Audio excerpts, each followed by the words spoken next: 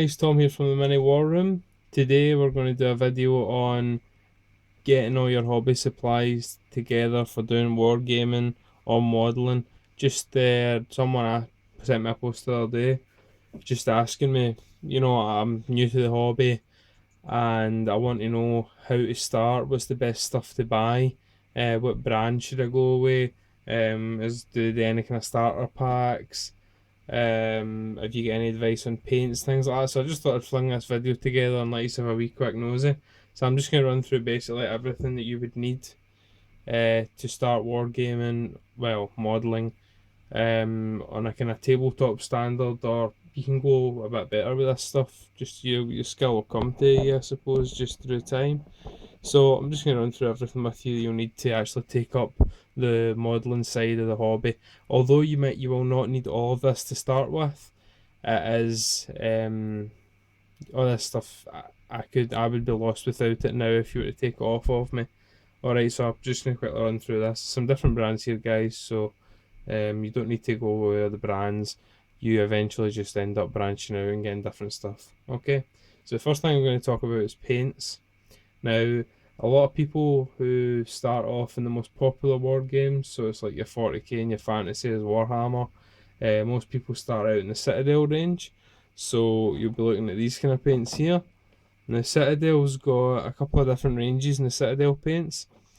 The first range that they've got is the Citadel base colours, which comes in a range of different colours. This is basically just for, as it says, laying down the base coat of your models, and then they also do a range it's a thinner paint, and now they call this a layer paint. Alright, don't know if you can see that there, that's a layer paint. Now, you've got your base coat and you've got your layer paint. One thing I would say about these is always use a thin and medium. A lot of people just use water. I prefer to use a medium to thin it down and get a nice runny consistency. I like working with the consistency of milk when I'm painting, and I would rather do more layers and end up with a nice smooth finish rather than one coat and it's really chunky and looks really crap when it's dry, to be honest. So that's the Citadel paints. I'll run through the mediums in a minute with you. So that's the Citadel base and layer paints. Now, Citadel also do a paint called dry paint. Okay, so this is a Citadel dry paint. Now inside the Citadel dry paint, as you would assume, the paint is dry, which means when I do that, nothing comes out. Alright, so it's actually more like, like chocolate mousse, I suppose would be the best way to describe it. It's just very fluffy, it sits on the tip of your brush really nicely. And it's really easy to quickly put a dry brush on top of a model. To be honest, I just bought a few of these to try them out. I just use my layer paint. I just use any paint I want. Any paint you want to dry brush with, just fill the brush up with it. Just as you would think, dry the brush, alright, on a bit of kitchen paper or toilet roll, whatever. So there's hardly anything on the brush, so when you're actually doing it in the model once, there's no covering. But see, when you repeatedly do that, you can see it just hitting the edges and really highlighting. A lot of people kind of leave too much paint on and it can just totally deaden the model. You need to remember that you want to pick out all the wee nooks and crannies, all the wee highlights without actually going over the whole model and highlighting it. If you're a beginner to the hobby, and if you're a professional or if you've been doing it for years, dry brushing is a really good way. I do dry brushing with a lot of scenery. I'm currently working on the Fortress of Redemption, which is a Citadel kit. I'm going to put a video up of it. I'm not actually going to video me doing it, but once it's finished I'm going to show you guys it, and you'll just see the simple effects of dry brushing. As a matter of fact, I'll show you the dry brushing that I'm having on this at the moment. So this is still to be dry brushed a wee bit, but it's just quick. It's a bit of scenery. I'm not spending too much time on it, but that's all dry brushed with a light paint. Alright, so that's dry brushing out the way. So you've got your dry paint there, don't need that anymore. Right. Now, you also have different brands, alright? So, Vallejo is another really good brand to go with. It's my favourite brand. The one with the black caps here, are either a technical paint, that one's a primer for airbrushing, and this one's a model air. So if you're planning on using an airbrush, guys, then this stuff's really thick. It comes pre-mixed. It's a case of shaking it. Just put it straight into the top of your airbrush and away you go. Some of them might need thinned down if you've got a really fine pointed airbrush, right? Another wee tip for you guys. Now, because of the shape of the bottles, it's really hard to mix the paint, so you get the pigment nice and mixed. So this actually comes off of here. Pop that off, put a wee metal ball bearing in there, just like you get inside your spray can, and that really helps you to mix the paint. Alright, you can pick up a bag of them on eBay for about £2. And if you're really pernickety, you can wash them when the paint runs out and put them in the next pot of paint. I just put them in the bloody bins, it's too much hassle. Right. Next range of Vallejo paint is your model colour. Alright, so model colour, they do an absolutely massive range. Every colour you could imagine, and if you can't find it with them, you're going to struggle to get it for Citadel, because their range is a lot more comprehensive than Citadel stuff. Alright, again, this stuff's really thick, so I do find that I always need to thin this down with a medium or water. I always use a medium though. You're going to need to do that, guys, with these paints. Okay. The third range that Vallejo have at the moment is game colour. Alright, these game colours, again, very similar to the model colours. It's just a more basic range, and it's more pointed towards, as you would suggest by the title, the Wargamer. Alright, so there's a lot of really vibrant colours. There's a lot of colours very similar to the Citadel range. So if you prefer the Vallejo stuff and Citadel's got a colour, and then you look at the Vallejo stuff, they'll probably get the same colour. Alright. Another really good way to get a finish on a model is to just paint them up. Don't highlight them, don't dry brush them, don't do anything. Whack some washes on them, and the washes will naturally, it's just like a kind of ink, it's just like ink. You wash it on the model and it'll automatically go into all the recesses in the model, so it'll automatically highlight everything for you. A really good method for tabletop standard is to get the model painted up, give it a wash, leave it to dry, give it a dry brush with the prime coloured paint on the model, and then that's you, that model is finished to tabletop standard. Alright, Citadel had a different type, they had a paint out a while ago, I think they've stopped doing it now though, which was the Citadel Foundation paints. They're actually really good. They're kind of smelly, but they're quite good. One coat gets your base coat on. Really good for orcs. You're doing a lot of red and a lot of green. Absolutely brilliant. Means you're not layering hundreds of paint. Right, so that's all the paints out the way, guys. About one more paint to go. A paint I like is the liquid gold Vallejo paint. Just I don't know what it is, guys. I just got a much better finish with these paints. They look more realistic. They look more shiny. They're nicer. You need to clean the brushes with alcohol though, because this is it's a kind of enamel based paint. So you can't just you can't just wash your brush with water, if you know what I mean, because this is synthetic resin and metallic pigment as well. If you do decide to go for these guys, they're about £4 a tub. If you do decide to purchase these, then you need to make sure that you mix them extremely well every time you use them, because if you leave them sitting for a couple of days like that, all the pigment sinks to the bottom, and you might just start opening it and using it, it'll still come out with a bit of pigment. It's going to take like 10 coats, so always remember to mix your paints, guys.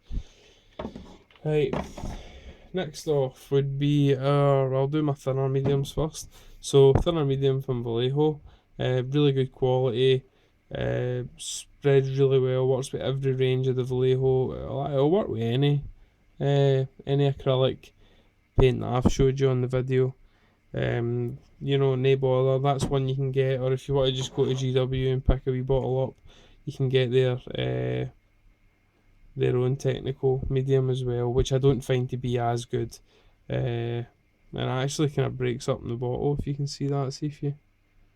Anyway, Vallejo's the way forward, guys. Personal opinion. A lot of people I know have been modelling for a long time. Just stick with Citadel because it's handy and they're used to it. Right, the next thing you've got is pigments. Now, pigments add rust effects. Okay, so pigment is just basically a powder. Alright, so you put it on a dry brush, you put it on a bit of toilet paper or kitchen roll, get all the paint off it, put it in the recesses that you want to put it into on the model that you're getting. Right, once they're on there, they can fall back off. So if you're to blow them at its dust, it would just float right off the model, right? So what you need to do is you need to get a thing called pigment fixer. Now, pigment fixer, it's just a clear alcohol. All it does is entrap the dust in a coating of this stuff, and then it hardens. When you're using the enamel fixer, what to do is do not apply it directly to the pigment because it'll just run the pigment off the model. What you have to do is you have to sit it slightly to the side of the pigment and let it run into the pigment, just ever so slightly, and that's going to give you a really good finish. It'll not make the pigment disappear. The pigment will not run either, so that's really good. You want to get a flat finish as well, guys. This is the MIG that I get this off of.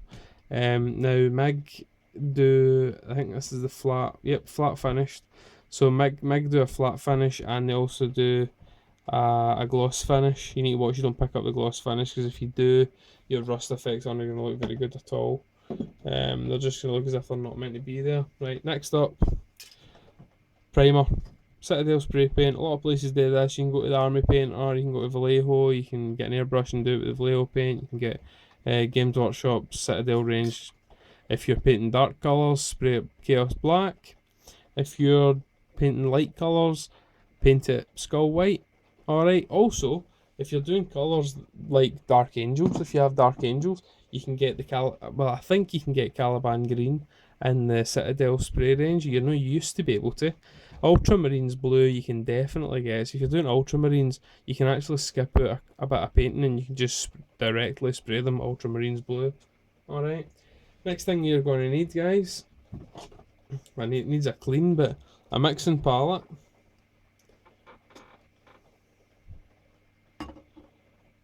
You're also going to need some TP, some PVA wood glue. Alright, any PVA glue will do. Anything that you get at a pound shop or any other kind of DIY place. Green stuff is really good if you want to make modifications, fill gaps and things like that. It's basically just a two-part, basically plasticine. It's a two-part plasticine. You rub the blue into the yellow, it turns green, and then you apply it and you mould it, you sculpt it, and then while it goes hard, then you spray it and paint it. Alright, guys. Next up, you want to get yourself some brush cleaner. So this is the Masters brush cleaner and preserver. Okay, all you do is, when you're finished with your brushes, open that lid, put your brushes in there, give them a swirl about in some water, and then dry them off. Once you've done that, open this back up. Right, once you've done that, take the brush and put the tip in the centre, and then pull it out on the edge and slowly twirl the brush, and that'll help you get a fine point back on your brush. And then put it back in its sleeve and put it away, and that's going to help you preserve the point on your brush. Right, next you're going to need plastic glue and super glue. You're going to need plastic glue for plastic, you're going to need super glue for metal, you're also going to need it for resin figures, okay? Because they don't work with plastic glue like a lot of people think they do. Right, you're also going to need a pair of side cutters. You can get them anywhere, a dollar store. I think these are actually these are the old Citadel ones. A pair of side cutters for cutting out your model kit. You'll also want to get yourself a decent scalpel with interchangeable blades. Very thin, very good, very sharp. Always cut away for yourself. Your protector on there. There's some spare blades as well that you get with this one. It was Games Workshop I bought this from as well. Does the job. You can get them in the pound shop and off. I'd had them before, but I thought I'd just treat myself one day. Next thing I recommend is masking tape. Get yourself this. It's a Tamiya masking tape. Um, Basically, if you're airbrushing these, this is a godsend because you just bet you don't want painted, you just cover it in masking tape and then spray away. Get yourself some. It's like £2. You want to get yourself a precision drill in case you have to pin any large models. Basically, you get different sizes drill bits. You put the drill bit in there. You put it in there. You lock that down. That tightens the claws onto the drill bit. You then hold that bit there, but it's just free spinning, with the palm of your hand, and then your thumb and forefinger here, and then to drill, you just turn, kind of hold the bottom of it like that, and then you put pressure on the model and just turn that to drill the hole. Alright, and once you've drilled the hole, you want to use a drill bit the same size as a paper clip. Okay, cut the paper clip to size, put a bit of super glue in it, half the paper clip in there, make sure your holes all line up, and then just pop it together, and that'll help strengthen your joint. I'll maybe do a video on that soon actually, just showing guys how to do it properly. Alright, so that's your wee precision drill. Most important thing you need is a decent selection of paintbrushes. Alright guys, so I've got a video up here already showing you the range of paintbrushes that I use at the moment, which is the Army Painter stuff. A brush I picked up the other day actually is this bad boy. It's a taper point, basically rubber brush.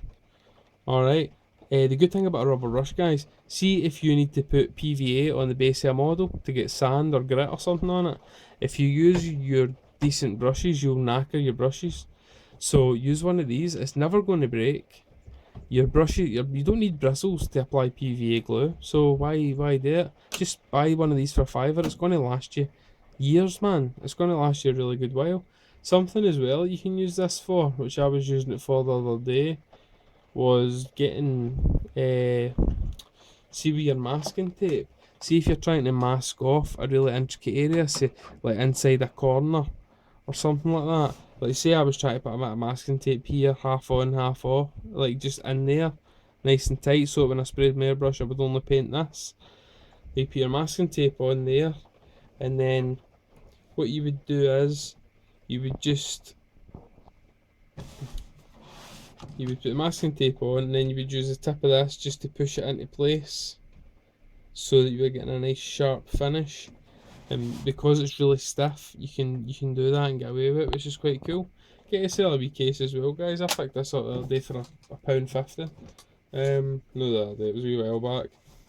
But just keeps everything together, keeps all your brushes good. And that's it. You're going to need a jar, alright. Put water in it to clean your brushes. Okay. You're also going to want something to finish your bases off. So here's something I've got lying up there. I use different things all the time. This is wee tufts of grass. So you can PVA your base and put sand directly onto it. You can paint the sand up and dry brush it, and then you can get a wee tuft of grass, and you can stick a wee tuft of grass on there, right? Or you can just get a bag of static grass, put a wee bit of PVA glue and just put grass on it at random. Now that's one option for you, but if you are using Citadel paints, then Citadel have also released a paint that is, it's just called a texture paint, which I'm using for my Dark Angels just now, and it's actually really quite good. It's basically paint with sand mixed into it. It's just really handy. That's it there, Astro Granite. I'll pop it open and show you. So it's just paint with sand in it, and it just gives you a nice gritty finish. Means you're not having to use sand and things like that when you're modelling. Right guys, I mean that's the basics to modelling. You'll not pick that up on the one-up. Get yourself a wee workstation like this, and get yourself a decent light. See this here? And get yourself a really good lamp, just so you can see the work you're doing, guys. If there's anything I've missed out there, guys, you think a beginner's going to need, or something you've got that's like really cool, then put a comment on, guys. Put a video up, put a link in the video.